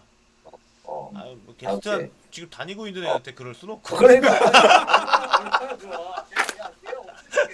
그냥 안 다녀도 돼. 이러면 좋아하지. 아니 아. 그러면 회사를 어떻게 해야 돼요? 그것까지 아니 그거 해줘야지. 특집에서 해줄 거야. 내가 다 계획이 있어. 내가 다 계획이 아. 있다고. 아 좋다. 다음 주 주제 결정됐다. 뭐야 왜 여기서 그 회의를 해? 아 일단 그래서 뭐 그 행정수도 이전을 해야 된다고 그래. 나한테 안 물어봤잖아. 계속 진행하세요. 왜 내가 얘기를 하고 있지? 나 PD란 말이야. 이 이야기를 다시 꺼낸 김태년 의원 얘기는 수도권 과밀화랑 집값 상승을 예를 들고 있어요. 원인으로. 그래서 그로 인해서 사회적 부작용이 생기니까 행정수도를 이전해야 된다. 근데 반은 맞지 않나? 올렸는데. 아니 그거 아니, 생긴 맞지 지가 한 20년인지 언젠데 이제 와서 새로 생긴 것처럼 얘기하고 있어. 아 흥분했네. 지금 어쨌든 그 여당 몰라서 안 했어 여태까지. 특히나 참여정부 때 관련 있던 사람들이 다시 그 얘기를 호응을 하면서 마치 그때 못다 이룬 꿈을 지금 이뤄야 된다. 이런 뉘앙스로 네, 이야기해요. 한편으로는 충청도 사람으로서 말 잘해야 되겠다. 좋아? 난 사실 좋아. 아, 좋아. 아니 충청도로 가는 게 합리적이잖아. 당장 통일할 것도 그렇지. 아닌데. 내가 도지사를 노리는 이유가 있다니까. 대한민국의 중심이라고 충청도가. 그런 데서 아저씨 여러분 그만 들어오지 마. 충청도가 대한민국 중심입니다. 사실은 저기 뭐 철원 이쪽인데. 그 원래 그러니까 대한민국 그러니까 북한 빼고 그 네. 위치만 보면은 거의 충청도 쪽을 보는 게 낫긴 한데 통일 시대 준비해야지. 아. 파주로 가자 파주. 언제 될 줄 알고 파주로 가자 파주. 화재 뭐 딴딴한 거 있어요? 우리 근처니까 우리 집도 오르지 않나? 그 예전에 보시들 보면 어떤 구청이 됐던 만약 시로 했을 때 시청 같은 경우가 만약에 어떤 그 시 구역 내 구석 한쪽에 몰려 있으면은 끝에 있는 사람들이 시청까지 서비스를 이용하기가 너무 힘들잖아요. 그래서 보통 시 한가운데다 딱 박아놓으면 어떤 구역에서도 시청까지 이제 그 서비스가 균이 어느 정도 약간 조화, 균제, 밸런스가 맞으니까 그런 걸 생각했을 때 저도 사실 충청도 가는 거는 나쁘지 않다고 생각을 하거든요. 지역 감정 이런 거 다 차치하고 얘네가 그런 개념에서 하는 건지 아니면 그냥 단순히 지금 뭔가 부동산 이슈로 인해서 뭐 욕도 많이 먹고 하니까 이슈 전환을 위해서 이걸 또 꺼낸 건지는 조금 의심스럽긴 하더라고요. 저는. 이슈가 이슈를 덮는다. 우리 의원분들이 충청도에 땅을 사는 게 이제 10년 사이에 다 끝난 게 아닐까요? 작업이 이제. 그 전에 우리가 돈이 없어서 그걸 못 사놨는데 이제 부를 축적을 해놔가지고 이제 딱 제 생각에 민주당은 딱 충분히 그럴 수 있을 것 같은데. 해제 못하게 생겼고. 그러니까요. 강남은 파고 들어갈 방법이 없고. 그러니까 충청도로 옮긴다고 그래가지고 충청도 땅값을 또 올리려고. 그렇죠. 야 지금 세종시 엄청 올랐대. 맞아요. 세종에서 근무하는 공무원들 보면 다들 가기 싫다 해서 살기도 안 좋은 줄 알고 했는데 강제 이전을 당했거든요. 우리 집에도 몇 분 계신데. 근데 생각보다 집값이 너무 비싸대요. 그래 지금 많이 올랐어. 네. 전세값은 엄청 싸고. 그러니까요. 거기 그게 뭐가 있어. 공무원이 많으니까. 근데 거기 가면 근데 인프라 별로 이거를 없네. 왜 행정수도 이전이라고 불러? 그냥 수도 이전 아니야? 그럼 행정수도 그래. 말고 다른 수도도 앉아있냐? 뭔 소리야 이게? 뭐 법정수도 따로 있고 행정수도 따로 있어? 행정수도 이전이고. 뭐 행정부가 나머지는- 먼저 가면 법원은 서울에 있겠다는 소리야? 아니 이번에 사법부도 데리고 간다는 거 그러니까 같은데. 행정 입법 사법 그걸로 인해서 행정이야? 뭔 소리야 이게? 수도가 하나지. 아니 헌법이 네. 말했잖아요. 조선왕조 이래 형성된 관행이라. 그럼 고구려 시대는 어쩌라고 평양으로 가야지. 그러니까 미친놈들. 저기는 정은이가 잘 관리하고 있잖아. 수도는 안 바뀐다고. 아래까지 갈까 우리? 그게 아유. 이제 내가 이런 얘기를 하는 게 어쨌든 참여정부 때 어쨌든 뭔가 해본 게 있어서 그런데 그때 어쨌든 그 토대 얘네가 좀 왜곡을 시켰다고 해도 그 토대를 제공한 곳이 있잖아요 어쨌든. 아 그때 그 충남 연기군 그게 지금 세종시 된 거 맞죠? 그치. 맞아요. 그때 충남 연기군이었잖아. 맞아. 그게 세종시가 된 거죠 결국엔. 근데 그게 특별자치시만 됐고 수도는 안 됐다. 그거잖아. 그럼 세종시로 다 간다는 얘기네 결국에는. 이번에 이제 지금 수도로 달아준 거지. 남아 있는 뭐 청와대나 국회의사당 이런 거 다 데리고 간다는 거지. 그게 뭐 새로 개발할 것도 아닌데 충청도에 땅 산 사람들이 뭔 상관이야. 이미 세종시는 있는데. 아니 값이 올라가지 그래도. 이제 값이 올라. 요새는 지하철 하나만 생겨도 값이 올라가니까 음. 이게 뭐 행정기관 옮겨가고 하면 그거 이게 호재다 이렇게 해가지고 올리는 거지. 그러니까 세종시의 땅값이 올라가는 거에 비해서 서울시의 땅값이 꺼지면 국가 경제적으로는 이득 아닌가? 그런가? 근데 사실 이게 땅값이 내리면 좋을 것 같지만 또 그게 또 만만치가 않거든. 아 그러니까 거기- 반대는 둘째치고 그냥 집 없는 사람들 입장에서 봤을 때 어. 행정수도 이전한답시고 서울에서 얘네들이 빠지면은 서울의 집값이 좀 내려간다고 보는 거야. 내려갈 수밖에 없지. 그러니까 왜냐하면 어느 정도는 있다. 그렇지. 사람들이 빠지고 하니까. 난 옛날에 대학 폐지론 전에서도 얘기했는 게 바로 그건데 서울대 말고 모만 사립대학교 있잖아. 서울 안에 대학이 자리를 못 잡게 해야 돼. 무조건 내려보내야 돼. 너네 서울에 있으려면은 보조금 이거 다 끊어버리고 그냥 있든지 미국처럼 그렇게 해야 돼. 왜냐면은 이게 대학 문제가 진짜 커요. 교육하려고 다 올라오잖아. 그래서 지방에 대학이 없으니까 다 대학 졸업하고도 서울에 살고 이 난리를 치는 거거든. 그래서 나는 옛날에 개편안을 또 가진 게 있었지. 야 의대는 무조건 뭐 예를 들어 광주, 법대는 무조건 부산 뭐 이런 식으로 해가지고 인기 학과를 그렇구나. 죄다 뭐 지방으로 해가지고 거기에만 몰려놓는 거야. 이거 베껴간다 또. 그거 해야 돼. 아 그렇게 하면은 돼 진짜로. 다음 주에 대학 특집에서 한번 해. 아까 요거 이제 대학 특집이니까 1, 2, 3 해가지고 싹 해야지. 근데 뭐 어쨌든 이 균형 발전이란 게 사람들한테 굉장히 혹한 이야기거든. 뭔가 이게 좀 그렇죠. 근데 사실 그 예전에 노무현 정부 때 보면 그때 사람들의 실질적인 마음은 야 서울의 부동산만 올라야 돼, 지방의 부동산은 오르면 안 돼, 좀 이런 느낌이었단 말이야. 그러니까 균형 폭망을 원한 거지. 그러니까 이게 사람들이 겉으로 말하는 거랑 속마음이 같지 않았어. 그래서 지금도 오히려 그런 게 좀 크지 않나 싶기도 하고. 지방의 근데- 실소유자들이 난리가 나있구만. 실수요자들이. 근데 지금 사실 수도권하고 서울에 너무 많이 몰려 있는 게 사실이고, 그렇죠. 뭐 여러 가지 긍정적인 부분도 많긴 하지만 지금 뭐 땅값이라는 게 너무 올라가지고 이제 무슨 도로 이런 거 만드는 건 꿈도 못 꾸니까. 어쨌든 민간 기업들을 억지로 내보내긴 힘드니까 정책적으로 인위적으로 할 수 있는 부분은 이 부분이겠죠. 그때 뭐 네이버 다음 이런 것들 다 지방에 내려간다 막 그랬는데 제주도 갔던 다음도 다 올라오지 않았나? 아 그건 이제 카카오랑 합병하면서 이제. 하병에서 끊어온 거구나. 근데 아직은 본사가 제주도긴 할걸. 아 그래. 근데 그거 이제 심하이 한다는 소리가 있고 뭐 어쩌고 하는데 나는 그 기업은 어디 있든지 그 지 맘이라고 생각하는데 그렇지 그거야 뭐. 학교랑 뭐 이런 나라 시설 이런 거는 확실히 좀 어떻게 처리를 해야 돼. 지금 그거마저 안 하면은 안 되게 돼 있는 상황이니까. 근데 어쨌든 그 옮기는 게 좋긴 한데 사실 그 예전에 지금 저거 뭐야 공기업들 다 옮겼잖아. 네. 내려갔죠. 근데 이게 옮길 때 부작용이 엄청 컸어. 그건 왜냐하면 개삽질한 거야. 완전 개삽질한 그냥 거야. 차라리 한 군데 몰았어야 돼 걔네를. 그치. 근데 그거를 의원들 막 지랄 하다가 너나 주느라고 뭐는 나주에 있고 뭐는 진주에 있고 이 난리를 쳐놓으니까 이도저도 아닌 게 돼버린 거지. 그래서 걔네들 그러니까 결국에 서울에 모여서 회의를 하잖아. 희미한 애들을 더 희미하게. 쳐서 지금 싹 희미해지고 어디서 뭐 하는지도 또 모르고 각 도시마다 이제 신도시 개발한다고 다 뒤집어 엎어놔가지고 지금 각 지금 유령 도시 비슷하게 돼버렸어. 다 여러 그 혁신 도시들이. 그러니까 이게 다 민주주의 때문에 그래. 오네. 아 한잔 하니까 막 나오네. 민주주의 지방자치 다 날려. 이게 공기업들 내려보내고 이렇게 할 때 네.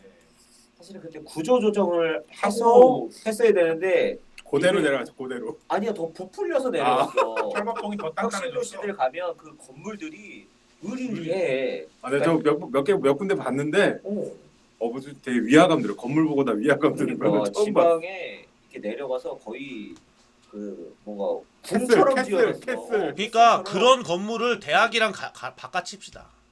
대학들을 다 그쪽으로 보내주고 니네들은 다 그냥 세종시로 와. 헛짓거리 하지 마. 이런 식으로 어쨌든 해야 돼. 이거 시너지도 안 나고 안 그래. 돼. 그리고 이게 시스템 개발하고 나 이런 입장에서 보면은 이거는 진짜 미친 또- 짓이야. 그래서 이런 또 식으로 플랫폼 만들기 나오니까. 그 부하가 걸리고 해가지고 더 이상 뭐 증설이고 뭐고 안 되는 상황이면은 분리하고 이렇게 해야 되거든. 그냥 사고 나는 상황인 거야. 좀만 있으면. 근데 이미 사고가 난 상황이야. 해결이 안 돼. 그러면은 잠깐 시스템 닫고 어떻게 좀 처리를 해야 되는 상황이거든요.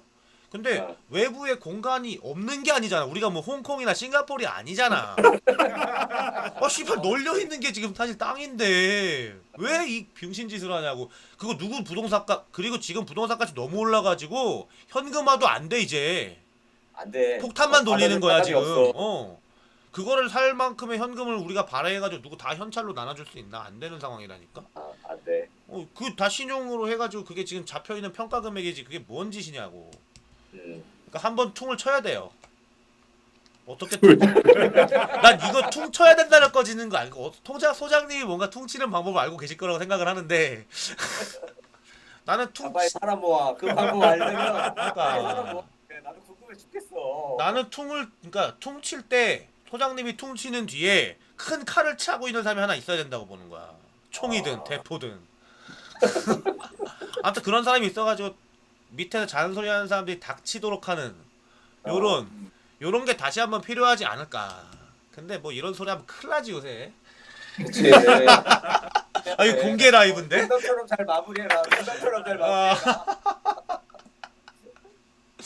소설이었습니다. SF. 저희 본심이 아닙니다. 전 민주주의를 사랑합니다. 그러면 이제 이 행정수 이전 자체가 이번 뭐 그 국회 그 21대 내에는 결정이 될 수 있는 거예요? 지금 진행 상황 모르겠는 게 지금 야당 즉 특히 이제 제1야당이 뭐 이도 저도 아닌 그러니까 아예 뭐 가타부타 얘기를 안 해. 눈치만 살살 보고 있고 그러니까 장담을 못 하죠. 이거 하려면 그런 관습헌법을 개정을 해야 되잖아요. 아니면 네. 헌법 헌재 다시 한번 해야지. 해야 되죠. 근데 지금 어쨌든 민주당에서는 사법부도 이제 어느 정도 조금 장악을 한 것 같던데 요새 판결 나오는 거랑 분위기는 분위기는. 네. 뭐 대법원이나 뭐 이런 판결도 보면 약간 좀 없잖아 좋은 분위기니까 그 분위기 타서 하면 하면 충분히 가능하지 않을까. 헌재에서만 딱 그거에 대해서 좀 다른 결과가 나오면 아니, 행정수도 이전한다고 했을 때 걔네들이 헌법소원을 안 내면 그만이지 다시. 그치. 아니 근데 그치. 그게 있어도 소송을 안 내면 그러니까. 상관이 없겠지. 소송을 안 내면 되잖아. 안 낼까? 그치. 안 반대한다고 내겠지. 생각하면 내겠지. 반대한다고 아. 생각하면 내겠지. 아 근데 그냥 반대- 대선 나는 그냥 대선 때 통쳐버리면 될 거로 보는데. 대선에. 아니면 밑밥 가는 걸 수도 있죠. 이제 내년부터 사실상 대선 시즌이니까. 아까 대선 공약으로 때리는 거야. 그러네. 그렇게 가져갈 수 있겠네. 그러니까 양쪽 후보에서 다 때리든 한 놈만 때리든 어쨌든 이거를 해야 된다는 입장에서는 괜찮지. 대선 공약으로 때리면. 상당히 이제 설득력이 느껴지는 게 지금 실제로 여당의 대권 잠룡들이라고 불리는 주요 인사들이 전부 다 긍정적이에요. 반응. 이낙연 씨가 됐던 김부겸 씨가 됐던 이재명 씨 빼. 그 기사에는 없더라고. 이재명은 찬성 의견은 안 된다 보지 아직. 이재명은 이제 기본주택 하냐고 정신이 없나 보지. 아, 근데 기본주택 우리가 이야기하던 거랑 되게 비슷해. 그거 베껴갔어 다. 어디서 들은 거야 대체? 되게 비슷해. 우진 씨는 이거에 대해서 또 어떤 생각이 혹시 있으신가요?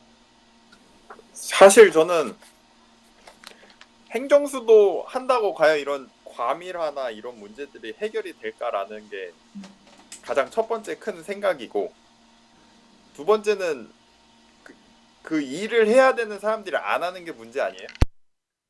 무슨 일? 그러니까 입법이든 사법이든 특히 이 앞에 이제 교원 문제도 그렇고 이 공공 부분이라는 것 자체가 사실은 이제 뭐 21세기에 되게 빠른 의사결정이라든지 아니면 좀 더 다양한 영역에서의 전문가들 이렇게 좀 융합하고 하는 것들이 더 강조돼야 되는 능력들이 강조되는 시대인데 우리는 공무원 수나 이런 것들이 사실 굉장히 많다고 느끼잖아요. 대다수 국민들이.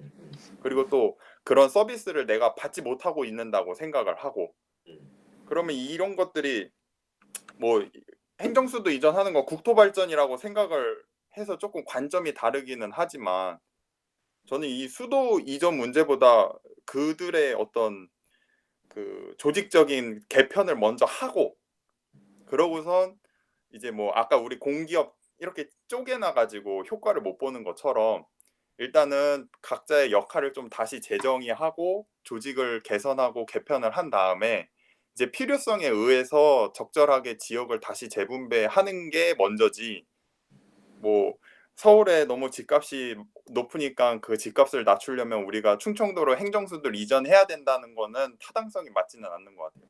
그러니까 근데 사실 이 행정수도 이전 이야기를 하면서 사실 겸사겸사 개편하면 좋긴 하거든.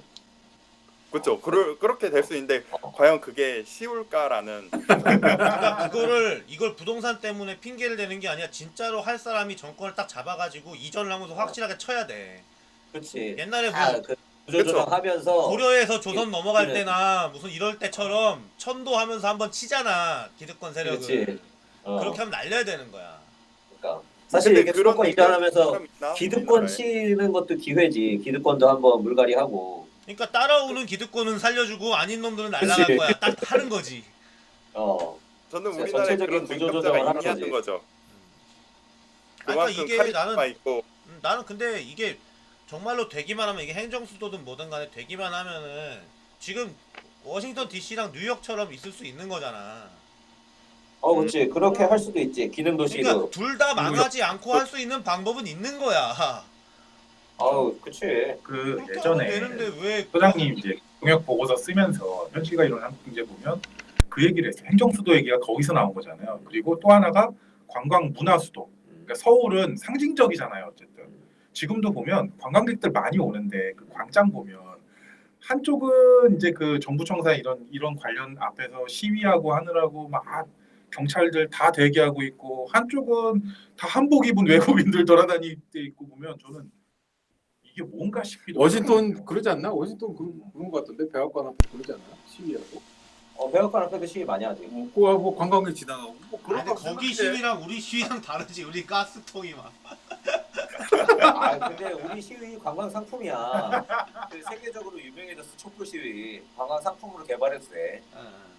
그러니까 근데 무슨 뭐 관광 수도니 무슨 수도니 다 하기 시작하면은 오만 지자체에서 다 수도라고 떠들 거거든. 지금도 하고 있기 때문에 일단 지방자치를 없애면서 수도를 가야 돼. 인민의 갑부가 이거 아니야? 지방자치를 없애면서 수도를 가야 돼. 지방자치는 좀 없애자. 쓰레기 청소 한번 하고. 뭐 지방이나 크면 말도 안 해.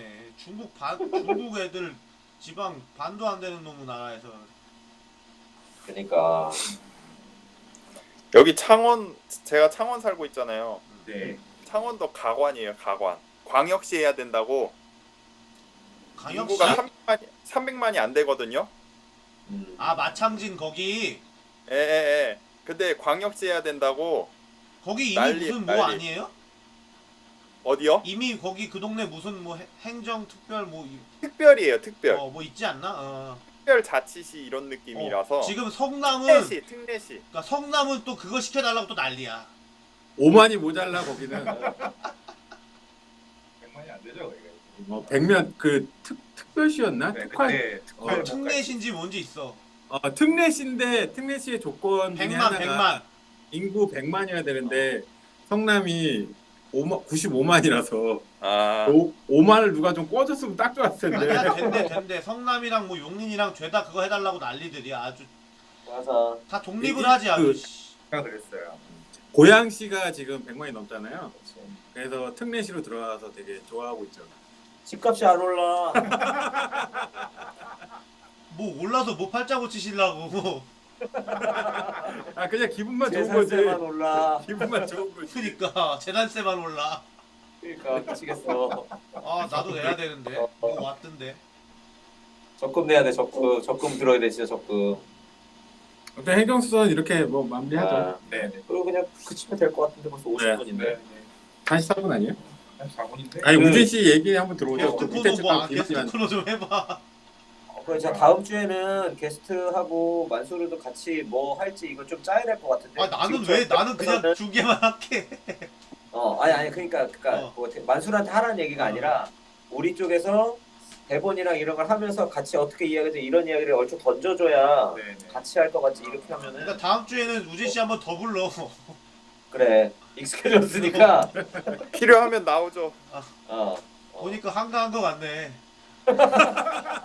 저 이거 마치고 문딱 준비해서 경제 모임 하러 가야 돼요. 그러니까 집에서 오케이, 쪼이는 오케이. 게 없잖아 지금. 집은 저 아주 자유롭게 혼자 잘 살고 있죠. 그리고 그러니까. 그리고 이거 썸네일에 우진 씨 얼굴 좀 크게 넣어요. 혹시 이효리 남편인 줄 알고 유튜브에 해가지고 사지 않아? 아까 왜 머뭇거렸냐면 진해 사는 이상순입니다 할까 하다가 모르겠을 것 같아서 안 했어요. 그냥 제주도에 사는 이상순이라고 해. 그럼 음성 이식할지도 모르니까. 진해에 있는 이상순입니다 하면 진짜 이상순인 줄 알고 오히려 진해에 있는 효리 남편입니다. 이게 더 닉네임으로 나올 수도 있어. 효리 남편. 효리 남편. 진효남 좋다, 효리 할까? 남편. 진효남? 고성 건다. 걸어줘 제발. 야 썸네일에 무조건 넣어라. 이거 한마디도 안 하지만. 효리 남편 특별 출연. 사진 보내요.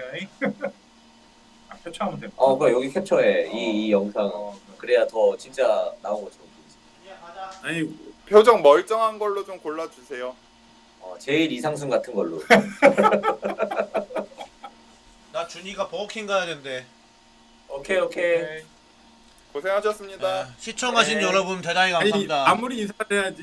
그러니까 마무리 인사하고 가. 마무리 인사하고 가. 마무리 인사. 야 준이야 안녕. 나 버거킹 간다 자랑해.